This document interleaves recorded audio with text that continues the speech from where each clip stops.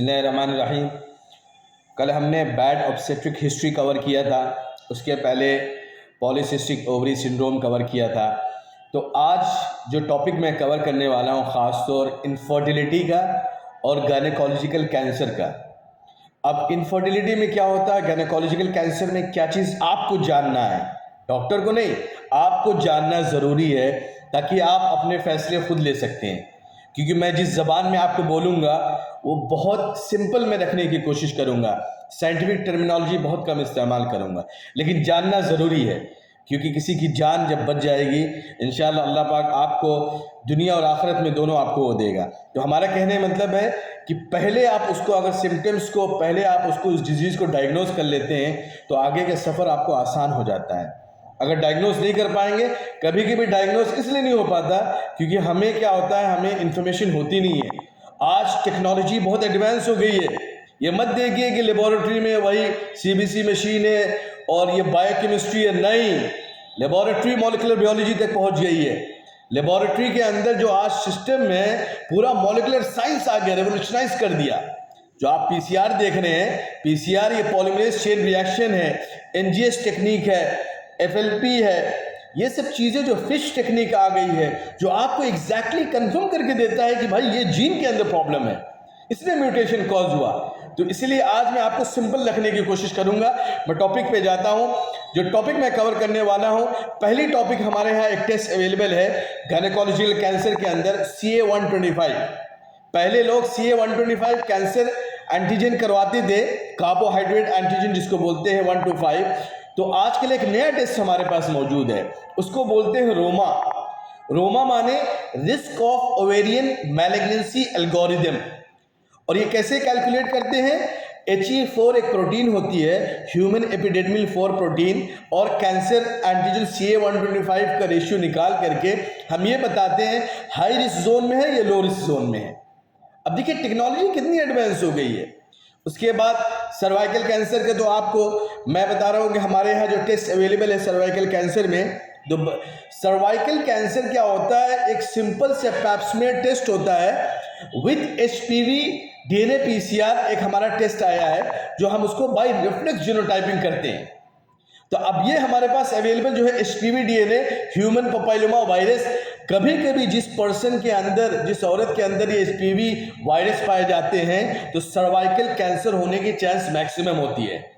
तो इससे इस नई टेक्निक से, जीनोटाइपिंग टेक्निक से हमें पता चल जाता है कि हाई रिस्क जोन में है, आगे बहुत खतरा हो सकता है या कम खतरा हो सकता है। अगर आप गायनेकोलॉजी की आप फोरम में जाएंगे तो अक्सर बोला जाता है कि जैसे बच्चियां जैसे 18 साल के ऊपर होती हैं और रिप्रोडक्टिव एज में पहुंच जाती हैं तो मैंडेटरी होता है पैप्समेयर टेस्ट कराने के लिए।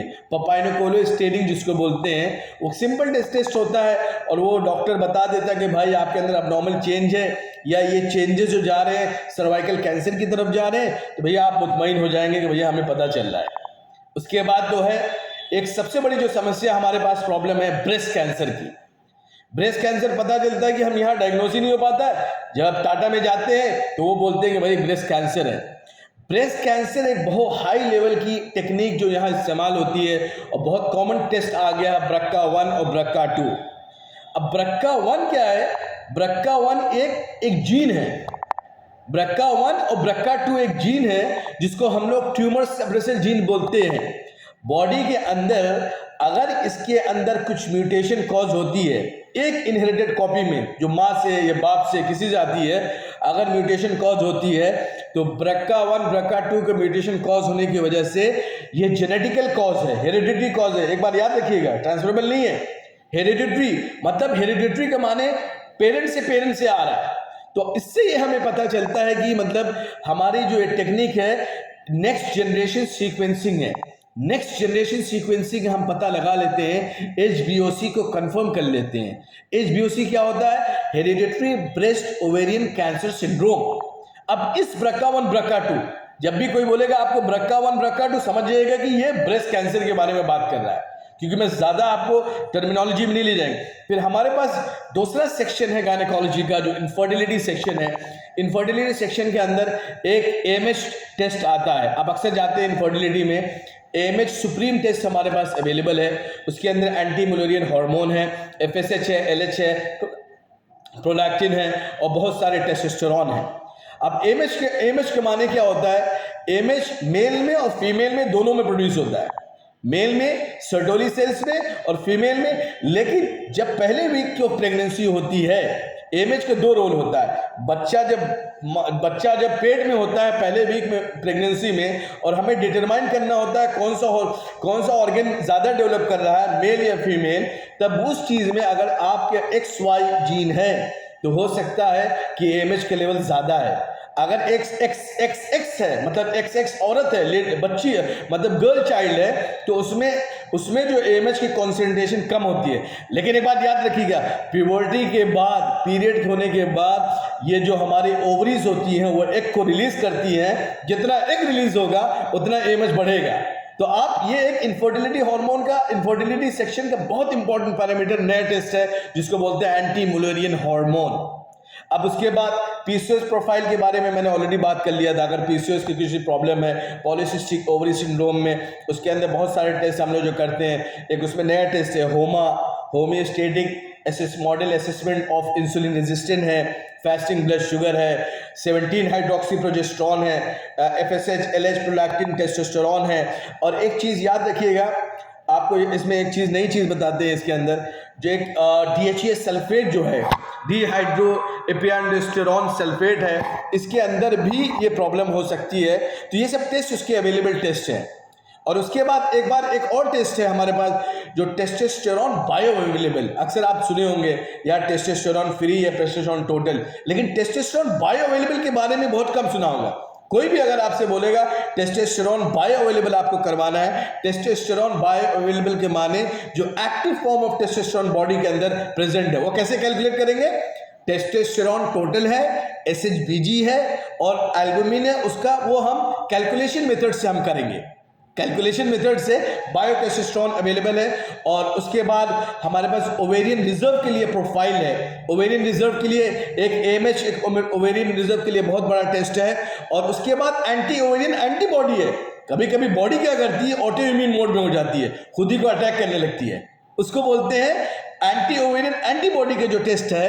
कभी कभी ये होता है कि अगर ओवेरियन रिजर्वॉयर को अटैक करेगा तो उसमें खतरा हो सकता है और इनफर्टिलिटी की चांसेस कम हो सकती हैं। इनफर्टिलिटी माने बच्चा पैदा करने की चांस जो होती है वो मिनिमाइज हो जाती है। और उसके बाद AMH है, एंटी ओवेरियन एंटीबॉडी है, और इनहिबिन बी है। इनहिबिन बी जो है ये भी एक पेप्टाइड हार्मोन है जो एंट्रल फॉलिकल से सेक्रीट होता है in response to FSH, follicle stimulating hormone में। जैसे जैसे बढ़ता है, जैसे जैसे मेनोपॉज अप्रोच होता है, वैसे वैसे इनहिबिन बी की कॉन्सेंट्रेशन कम होती है। तो इनहिबिन बी और इनहिबिन ए में फ़र्क याद रखिएगा। इनहिबिन बी जो है और इनहिबिन ए जो हम करवाते हैं, अक्सर आपको कराते हैं सेकेंड ट्राइमेस्टर में कराते हैं। अगर आपको कोई प्रॉब्लम है, कोई अनोप्लिडी है, कुछ दिक्कतें हैं जैसे, तो वहाँ हम इनहिबिन ए कराते हैं। तो बहुत बहुत शुक्रिया। आपसे इल्तिजा है, आपसे गुजारिश है कि मैं ये इन्फॉर्मेशन आपको, जो अवेयरनेस कैंपेन हम लोग चला रहे हैं, ख़ासतौर हमारे भाई लोगों के लिए जो लोग नहीं कम जानते हैं, जिन्हें नहीं पता हॉस्पिटल जाने में ट्रॉमा होता है, उनके लिए, ख़ासतौर उन औरतों के लिए, तो आप मज़ीद इसको आप इसको फैलाइए, आप इसको शेयर कीजिए। इंशाल्लाह ये होगा, आपका फ़ायदा ये होगा कि अगर आप किसी का भला करेंगे तो अल्लाह पाक आपका भला करेंगे। तो इसलिए आपसे गुजारिश है कि आप इसको, जो ख़ास तौर साइंस से पढ़ें, मेडिकल साइंस है या डॉक्टर हैं, वो मज़ीद कोशिश करें ये सब चीज़ें, नई नई चीज़ें अपग्रेड करने के लिए, ताकि आपको पता होना चाहिए कि यार टेक्नोलॉजी कितनी हाई हो गई है। और ख़ासतौर डॉक्टर के लिए CME ऑर्गेनाइज करना बहुत इंपॉर्टेंट है यार। वो ज़माने में पढ़े थे, आज जो है ज़मीन आसमान का फ़र्क है। आज पूरी जीनोमिक्स है, आज पूरी प्रोटियोमिक्स है, जीन्स कहाँ पहुँच चली गई है, म्यूटेशन कहाँ होगा। तो हम लोगों का फ़र्ज़ बनता है कि हम लोग ये नई नई चीज़ों को CME के थ्रू ऑर्गेनाइज करें, डॉक्टर्स को पता चले कि क्या ये टेस्ट अवेलेबल है कि नहीं है। क्योंकि हम लोग जब इन्फॉर्मेशन देंगे तभी डॉक्टर्स ये प्रिस्क्राइब करेंगे और उनके लिए आसान हो जाएगा डायग्नोसिस में। बहुत बहुत शुक्रिया। अस्सलाम वालेकुम।